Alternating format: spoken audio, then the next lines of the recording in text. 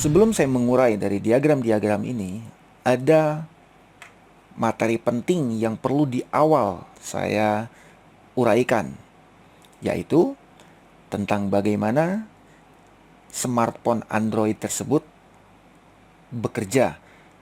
Tahapannya seperti apa dari mulai kita menekan tombol power sampai handphone tersebut menyala dengan normal begitu. Hal ini menjadi sangat penting karena ketika Anda telah mengetahui bagaimana urutan sistem kerja Android ini bekerja, maka ini akan memudahkan ketika Anda akan melakukan melokalisir permasalahannya. Tentu ya, Anda sudah biasa melakukan seperti dalam pengecekan nilai konsumsi arusnya, kemudian dilanjutkan untuk melihat di device manager apakah status handphone ini dapat terdeteksi dengan komputer atau tidak. Kemudian kita lihat drivernya begitu ya, ada dalam posisi apa driver tersebut. Kemudian apabila terkoneksi, kemudian kita akan device identify, misalkan menggunakan UV. Kita lihat dari lognya, kita lihat di mana pesan errornya, atau misalkan kita bisa mengeceknya dengan cara masuk ke dalam recovery dan seterusnya lah begitu. Nah, intinya proses-proses tadi itu adalah indikasi handphone tersebut seperti apa gitu.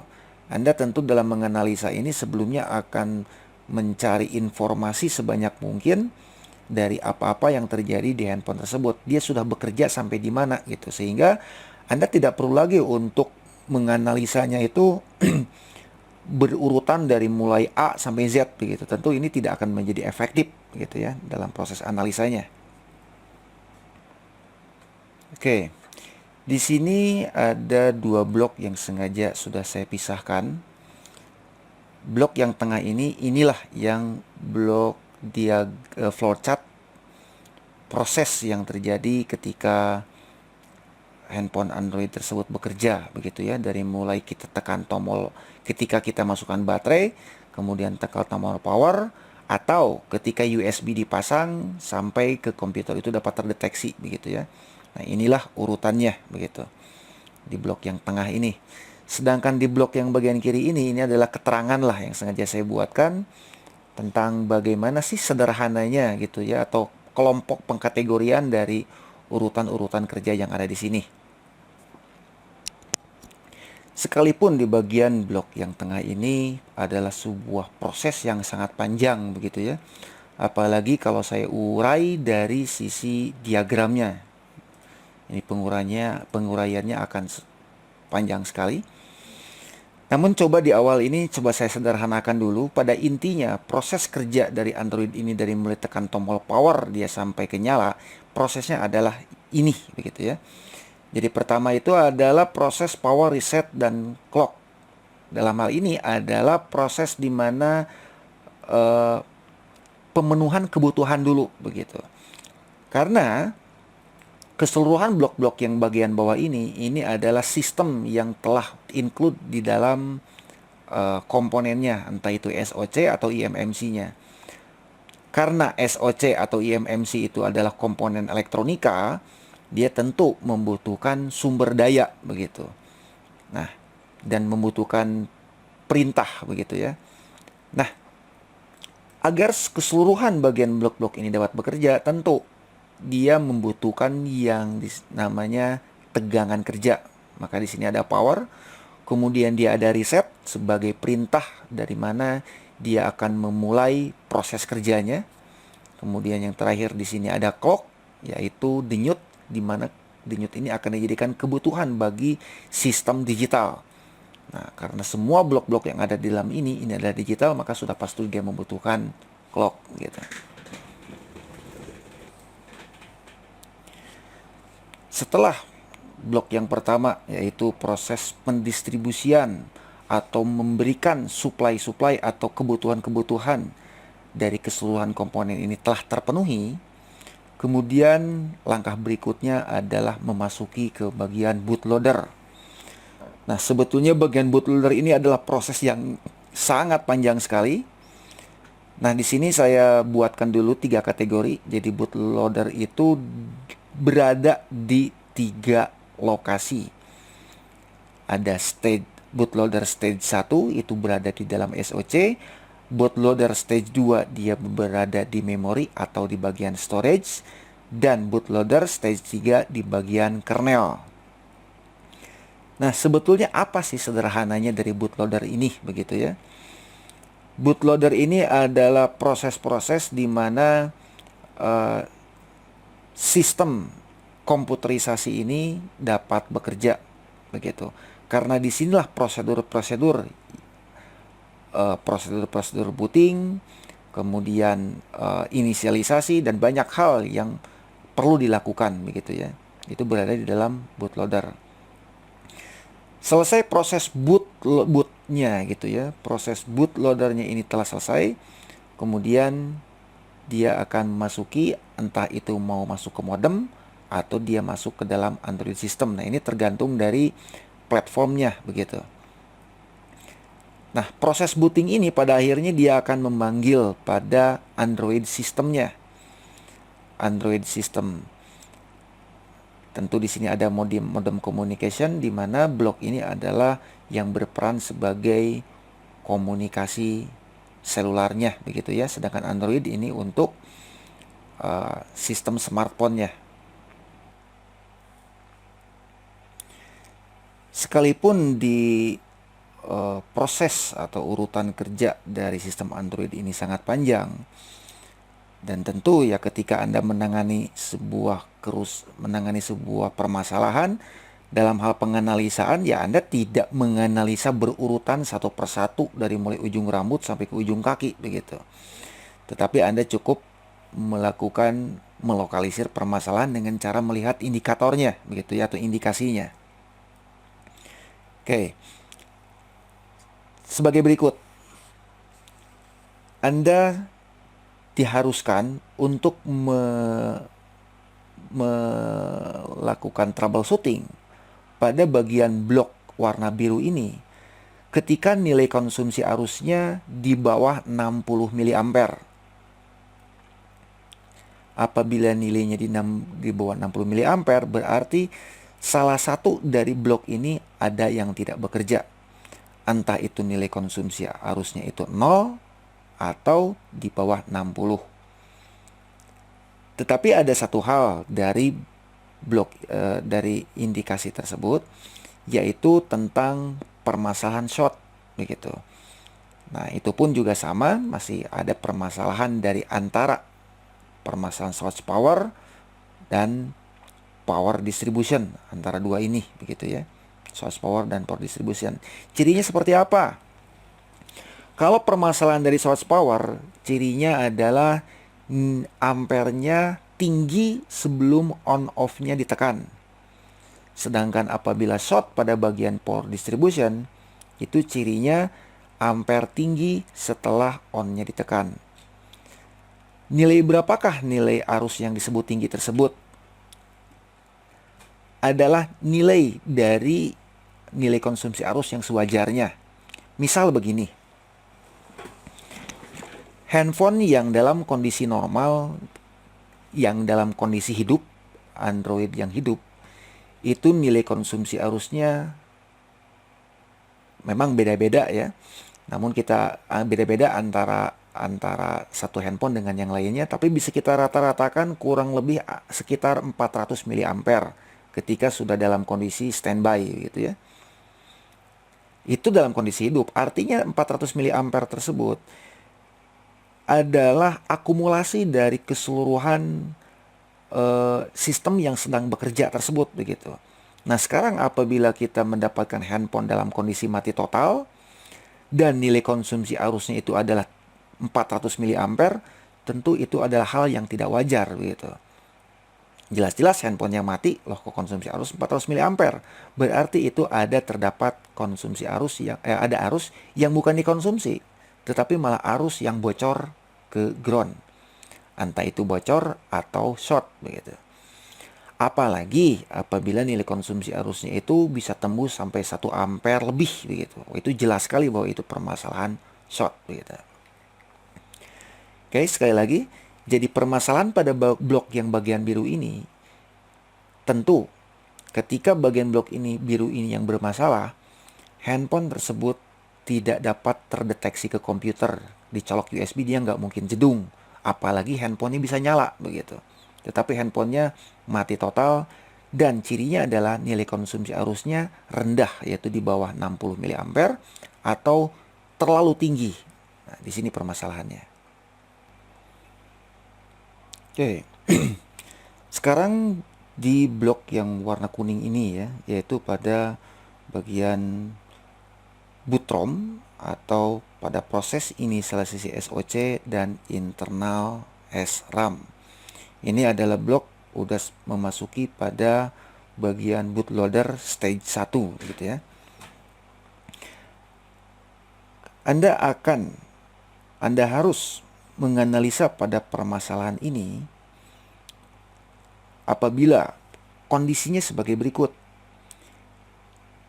Nilai konsumsi arusnya itu sudah memasuki ke nilai yang ideal, yaitu ketika SoC bekerja nilai konsumsi arusnya antara 50 sampai 60 mA. Itu berarti proses distribusi atau proses power reset dan clock ini itu sudah selesai. Namun ketika handphone tersebut kita colok USB ke komputer, di device manager tidak terdeteksi apapun. Misalkan di MediaTek. Seharusnya kalau di MediaTek, ketika bagian ini telah bekerja, di device manager pasti terdeteksi MTK USB COM sekian-sekian. Sekalipun bagian proses yang bagian bawah ini itu keseluruhannya tidak bekerja begitu.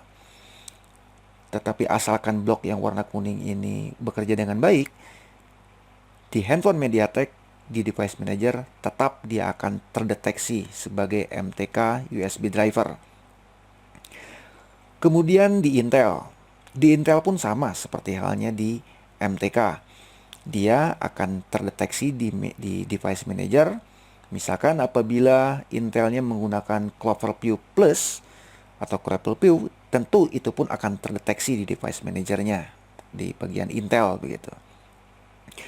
Namun berbeda dengan di Exynos gitu ya. Ini satunya nih cuman Exynos saja. Qualcomm juga dia masih sama kayak MediaTek dan Intel. Dia akan terdeteksi tetapi di device manager terdeteksi Qualcomm 9008 begitu. Nah, kalau di Exynos tidak. Sekalipun bagian yang blok warna kuningnya ini berfungsi dengan baik, tetapi apabila bagian yang proses di bawahnya ini tidak bekerja, di Exynos ini di device manager tidak akan terdeteksi apapun. Yang ada ampernya malah ketika tombol powernya dilepas, ampernya pun malah akan turun begitu. Jadi untuk handphone Exynos ini ada baiknya kalau kita ingin memastikan apakah kegagalan booting awal ini rusak akibat SoC-nya, ya, tahapan ini, atau yang bermasalah itu adalah tahapan berikutnya, yaitu pada bagian bagian memory and storage. Kita dapat melakukan dengan cara ISP. Handphonenya mati total, kemudian kita ISP, eMMC-nya masih terdeteksi dengan baik. Kita write pun dia bisa menulis dengan baik, tetapi handphonenya masih tetap mati total. Ini dapat dicurigai berarti pada bagian blok inilah yang bermasalah. Oke, sekarang memasuki ke tahapan berikutnya. Yang bagian blok yang warna hijau ini adalah bagian blok atau kelompok dari bootloader stage 2. Kalau tadi di blok yang atas yang warna kuning ini, boot ROM inisialisasi SoC dan SRAM, ini berada di bootloader stage 1 ya, tahapan kerja pada bootloader stage 1. Ini letaknya ada di SoC. Nah, sekarang yang bagian ini letaknya sudah ada di eMMC dan LPDDR. Bisa kita lihat di sini, tahapan awal yang paling pertama setelah proses ini selesai, dia memasuki ke proses DRAM inisialisasi, kemudian ke extended CSD. Extended CSD ini lokasinya berada di dalam eMMC controller.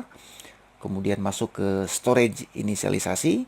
Dia mengecek bagian MBR dan GPT-nya, kemudian terakhir bagi yang di handphone tertentu ya, yang handphone yang secure boot, dia akan memasuki ke fase authentication secure boot. Anda akan mengecek atau harus menganalisa pada bagian blok ini ketika indikasinya sebagai berikut. Pertama, nilai konsumsi arusnya telah mencapai nilai konsumsi arus ideal, yaitu nilai konsumsi arus sampai di batasan di mana SOC ini sudah memproses boot ROM dan SRAM. Sebagai apa cirinya? Yaitu berapa nilai konsumsi arusnya? 60 mA dan dicolok USB di device manager sudah terdetek. Di MTK dia sudah terdetek MTK USB driver. Qualcomm dia sudah terdetek 9008. Di Intel sudah kedetek tipe SoC-nya. Tetapi lagi-lagi kalau di Exynos dia tidak dapat terdeteksi ya. Karena Exynos ini memiliki konstruksi yang sangat unik. Nah, apabila indikasi tersebut sudah dapat berjalan dengan baik, tetapi kita tidak dapat melakukan flashing. Karena seharusnya dalam tahapan blok ini kita sudah dapat melakukan flashing. Sebagai contoh di MediaTek, kita hanya dapat melakukan proses flashing itu ketika dari proses MTK USB device manajernya ya, ketika dari statusnya MTK USB driver dia mampu beralih ke download agent dan preloader. Nah, itu itu berarti bisa dapat dilakukan flashing. Dan prosedur flashing itu adalah blok yang ini harus sudah bekerja dengan baik.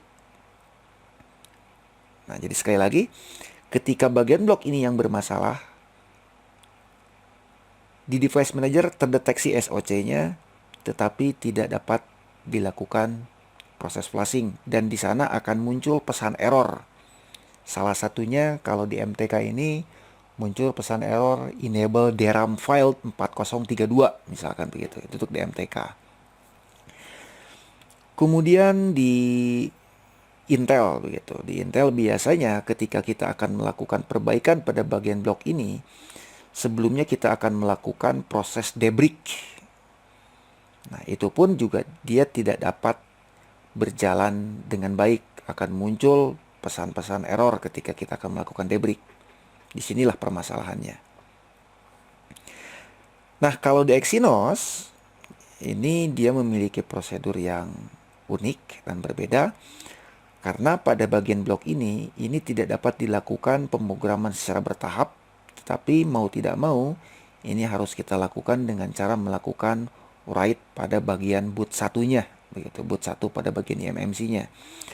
Namun secara indikasi itu dapat diperlihatkan sebagai berikut kalau di Exynos. Ampernya ditekan on, ampernya bergerak sesuai dengan nilai yang seharusnya SOC ini sudah bekerja. Begitu on off-nya dilepas, ampernya pun gantung. Ampernya tidak jatuh, tapi ampernya amper gantung. Nah, hal tersebut itu disebabkan karena bagian blok ini bermasalah. Lalu bagaimana dengan Qualcomm ya? Qualcomm tadi saya sebutkan bahwa ketika proses di dalam ini berhasil, di device manager dia akan terdeteksi Qualcomm 9008 begitu. Nah, sedangkan ketika memasuki ke proses ini, dia seharusnya kalau proses ini berhasil, dia seharusnya memasuki ke mode 9006 begitu. Oke, sekarang kita lanjutkan ke bagian blok yang bawah ini. Kita akan langsung fokus terhadap permasalahan pada blok bagian ini ketika handphone tersebut sebagai berikut. nilai konsumsi arusnya dia sudah mencapai di atas 60 mA. Ini biasanya dia sudah mencapai antara 90 sampai 100 mA. Karena dengan nilai konsumsi arus tersebut berarti bagian DRAM-nya ini sudah bekerja, artinya alokasi mapping dari LPDDR-nya ini sudah terbentuk. Kemudian eMMC controllernya pun ini sudah bekerja. Kemudian pembacaan dari MBR dan GPT-nya ini sudah terbaca dengan baik. Kemudian autentifikasi dari secure bootnya ini sudah pas. Itu menandakan nilai konsumsi arusnya kalau ini finish, ini selesai, itu kisaran antara 80 sampai 100 mA lah. Ketika ini tidak dapat berfungsi dengan baik, ini tidak berproses dengan baik, cirinya di handphone tersebut, kalau kita cek di device manager, contoh di MTK, dia sudah masuk ke MTK preloader. Jadi preloadernya sudah ada, terdeteksi di device manager, tetapi ketika handphonenya dihidupkan, dia tidak mau. Kemudian kalau di Intel, dia sudah muncul Trisula, tetapi dia tidak mau masuk ke Droid boot, apalagi handphonenya untuk dinyalakan. Begitu. Kemudian kalau di Exynos, di drivernya itu sudah terdeteksi, tetapi handphone tersebut tidak bisa masuk ke dalam mode download mode ya, download mode atau mode Odin gitu. Oke. Kemudian ciri ketika bagian blok ini sudah bekerja dengan baik, sekalipun dia baru hanya memasuki ke bagian little kernel saja, handphone tersebut sudah mampu bisa nyala, tetapi dia hanya mampu nyala sampai di logo saja. Biasanya kawan-kawan teknisi nyebutnya hang logo. Tapi tolong bedakan antara hang logo dengan yang ada yang logonya diam dan ada yang logo animasi. Nah, dalam tahapan ini baru memasuki ke logo biasa ya, bukan yang logo animasi. Jadi ketika sudah muncul gambar logonya, itu dapat dipastikan bagian blok ini itu sudah berfungsi dengan baik. Setelah proses ini, itu akan diteruskan ke dua pilihan. Apakah ini akan dilanjutkan ke bagian sistem atau OS Android-nya, atau mau diberikan atau mau diarahkan ke recovery. Nah, tentu ini sengaja recovery ini saya pisahkan, tidak di dalam ada urutan ini. Karena apabila kita ingin menghidupkan handphone ini langsung ke menu normal, ya tentu ini tidak akan melewati recovery dulu begitu, tapi dia langsung di sini. Tetapi ketika kita menekan tombol kombinasi ya, kita bisa memasuki ke dalam mode recovery. Nah, sebetulnya recovery ini adalah sistem, masih OS juga, masih OS Android juga, tetapi ini bisa kita sebut sebagai little system lah, atau sistem mini begitu. Setidaknya ketika kita masuk ke dalam recovery, akan ada banyak hal yang bisa kita lakukan di sana, yaitu untuk melakukan wipe pada bagian cache, bagian user data begitu. Ini dapat kita akses melalui recovery. Dan tentu bagian blok recovery ini akan sering kita gunakan, untuk mencari letak permasalahan begitu. Nah, biasanya kita akan menganalisa permasalahan ini ketika kita mendapatkan handphone yang hang logo. Karena permasalahan hang logo itu bisa disebabkan karena banyak hal. Pertama, hang logo bisa disebabkan karena blok ini yang bermasalah. Sistemnya yang bermasalah, yaitu OS Androidnya, atau bermasalah pada bagian modemnya. Nah, ini di beberapa platform, ketika modem ini bermasalah, dia malah hang logo.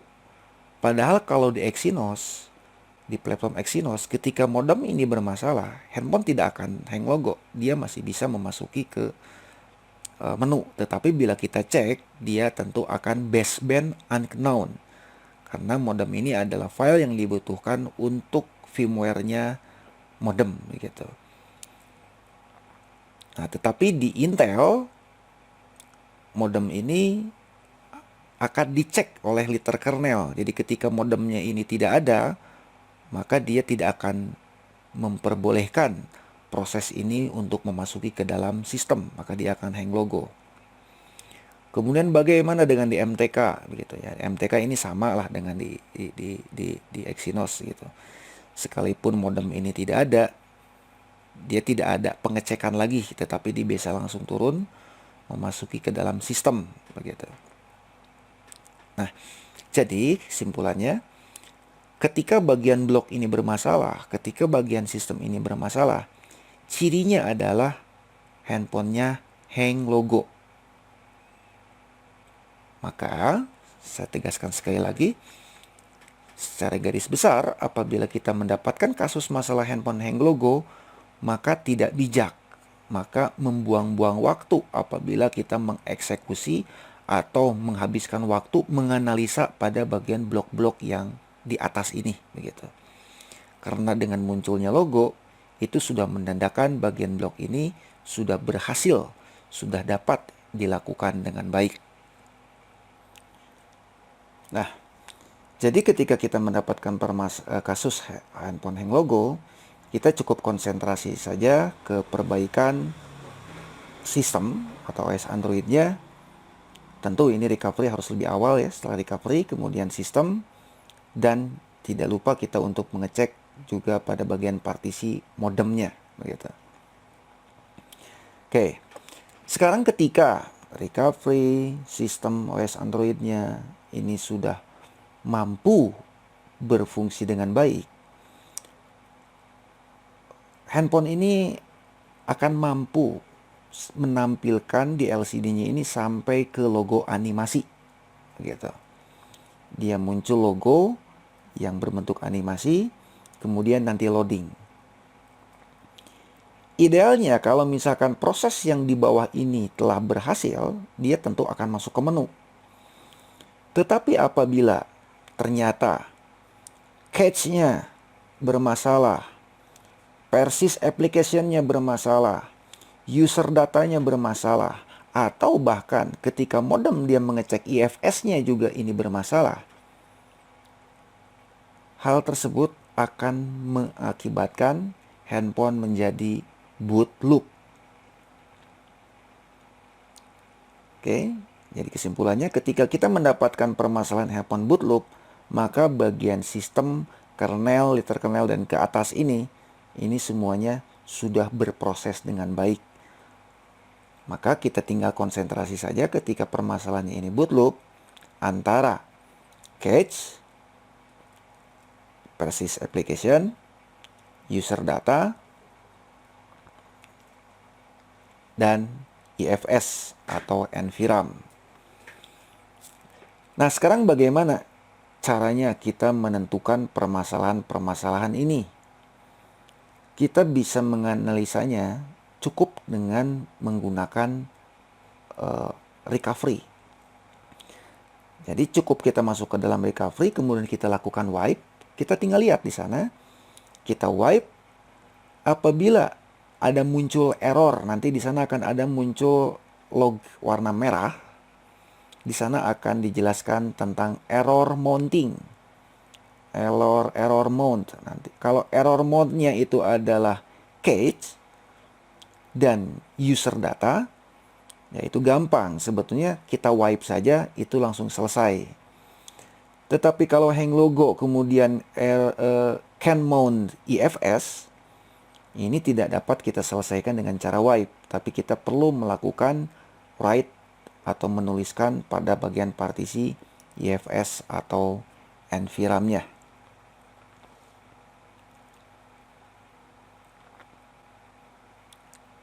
Oke, itulah proses atau tahapan-tahapan analisa atau melokalisir permasalahan-permasalahan. Secara sederhananya seperti itu. Saya tambahkan beberapa hal lagi tentang permasalahan Immanuel dan baseband unknown ya.